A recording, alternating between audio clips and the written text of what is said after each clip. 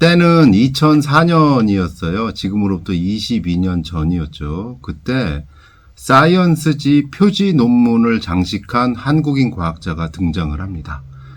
당시 언론에서는 황 박사를 국민 영웅이었다라고 표현하는데 저는 적합한 표현이 아니었다라고 생각해요. 세계적인 과학 스타였어요. 왜냐하면 그 당시 재생치료로 가는 돌파구를 이 논문이 진실됐다면 확실하게 열어줬거든요. 그래서 한국 정부에서는 기념 우표도 찍고 한국 과학사상 참 굉장히 경사니까 그런 거 없던 상을 만듭니다. 그 상이 최고 과학기술인 상이었어요. 그래서 1호 최고 과학기술인 상의 주역이 그 과학자가 받습니다. 그 과학자만 받은 건 아니에요. 바이오 분야 이 과학자, 그리고 공학 분야 누구 이래가지고 같이 받았고 나중에는 4명으로 확대가 됩니다. 어쨌든 받았는데 상과 함께 대통령 상과 함께 상금이 얼마였냐면 그 당시 돈으로 3억 원입니다. 22년 전에 3억 원이었어요. 그런데 상을 주고 나서 아무도 모르는 상황이 펼쳐집니다. 상금 3억 원을 받자마자 그 과학자가 그 상금 전액 3억 원에다가 자신의 개인 돈, 그 당시 이제 저서가 상당히 많이 팔렸거든요. 인쇄 수익까지 합쳐가지고 거의 4억 원 가까이 되는 돈을 정부 산하에 있는 기초과학기술연구원에 전액 기부를 합니다. 전액보다는 더 기부를 한 거죠.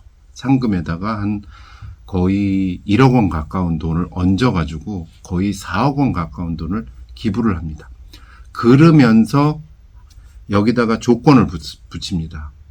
내가 기부했다는 사실을 절대 알리지 마라. 무기명 기부로 처리해달라. 절대 알리지 마라. 라고 조건을 달아서 합니다. 그래서 이 과학자가 이 상금을 전액 기부했다는 사실을 아무도 몰랐어요. 다른 정부기관 관계자도 몰랐고 언론도 몰랐어요. 그런데 이 사안이 수면 위로 밝혀진 것이 최근입니다. 어떤 일이 있었냐면 2000년에 MBC가 보도를 합니다. 아니 이 논문 조작 과학자에 대해서 훈장도 취소하고 뭐 또 다 취소했는데 왜 이 상만 취소가 안 됐어? 취소해. 그리고 상금도 돌려받아야 될 거 아니야. 국민 세금인데. 이렇게 기사를 씁니다.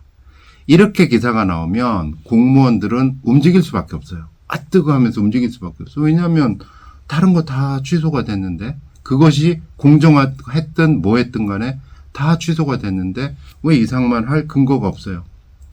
그래서 움직입니다. 그래서 공문을 보냅니다. 황 박사한테 상이 취소가 됐습니다. 상패 돌려주시고 상금도 언제까지 반납해 주세요. 라고 딱 했는데 황 박사 쪽에서 답신이 옵니다. 상패는 돌려드립니다. 그리고 근데 상금은 이러이러해서 돌려드릴 수가 없습니다. 하면서 기부 사실이 처음으로 밝혀집니다. 근데 이제 공무원들은 규정에 따라서 움직이는 사람들이잖아요. 당신이 우리가 국가에서 준 돈을 어디다 썼던 간에 그건 난 모르겠고 돌려주세요. 이렇게 된 거예요. 그러니까 나는 돈이 없습니다. 해서 소송이 붙습니다. 그게 행정소송이었어요. 법원의 판단은 어땠을까요? 황우석 박사의 손을 들어줍니다. 기부한 거 사실이지 않느냐. 그래서 이렇게 기부한 실체가 없는 돈을 다시 돌려받는 이익이 많지 않다. 라면서 상금 돌려주지 않아도 돼 라는 판단을 내립니다. 그리고 정부 당신 절차대로 안 했어. 법원에서는 절차적 정의를 굉장히 중시하거든요.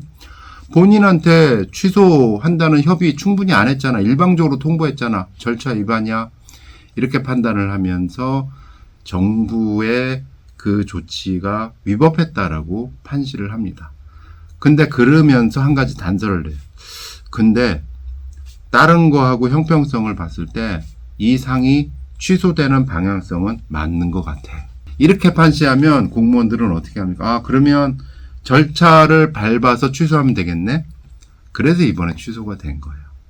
황 박사한테 정확하게 물어봤고 황 박사 쪽 정확한 워딩은 제가 확인하진 못했지만 어차피 그러지 않았을까? 저의 뇌피셜입니다. 내가 그 상 달라고 한 것도 아니고 당신들이 준 거를 당신들이 취소하겠다는 내가 뭐라 그러겠느냐. 마음대로 하세요. 라고 하지 않았을까? 저는 그렇게 생각을 합니다. 그래서 그게 22년 만에 뭐 최고 과학기술인상 취소 뭐 이렇게 됐다라고 나오는데, 전화를 굉장히 많이 받았어요. 무슨 그 중에 가장 아팠던 전화가 오늘 오전에 받았던 전화인데, 저한테 전화를 하신 분은 민주당원입니다. 시민이고요. 그분은 지난 내란 전국 때 키세스 시위라고 혹시 들어보신 적 있으시죠? 그 추운 날 뒤집어 쓰고 관저 앞에서 저항을 했던 그런 분이에요. 그래서 그 당에서 상도 받았어요. 너무 열심히 투쟁을 했다라고 해가지고 그분이 정말 이런 얘기를 하는 거예요. 내가 지지하는 정부에서는 이 사건을 공정하게 풀 줄 알았는데 어떻게 이하곡절을 안 하고 이해는 하지만 행정적 절차라는 걸 이해를 하지만 정말 실망했다. 너무 아쉽다. 이 이재명 정부에서는 이 사건을 공정하게 풀어줄기를 기대했는데 이게 너무 멀어진 거 아니냐 라고 참 아쉬움을 토로를 하실 때 굉장히 마음이 아팠어요. 저는 그분에게 한마디를 말씀을 드렸습니다. 뭐라고 얘기를 드렸을까요? 오늘 복날이니까 보양식 맛있게 드시고요.